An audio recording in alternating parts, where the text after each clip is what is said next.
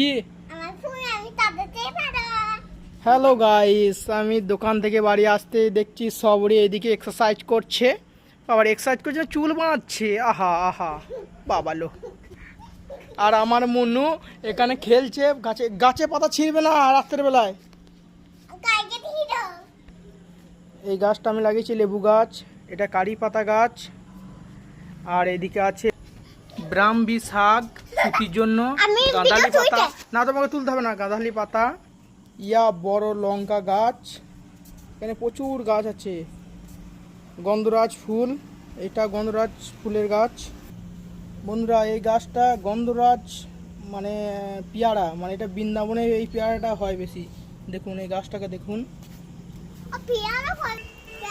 বাড়ির সামনে বাঁ দিকে হচ্ছে হসপিটাল, ডান দিকে হচ্ছে থানা, মঙ্গলকোট থানা।